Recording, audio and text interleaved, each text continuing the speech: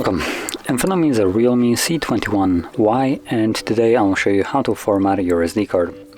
So to get started, you want to open up Settings. From there, scroll down to Storage, tap on your SD card, and select Files here. And then you want to tap on the three dots and go to Storage Settings, where you will find Format option. Once you tap on it, it will give you a message that performing this will basically format all the data on your SD card.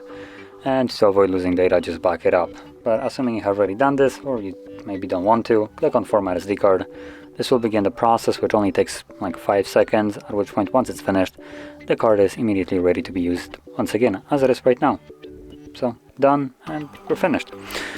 And if you found this very helpful, don't forget to hit like, subscribe, and thanks for watching.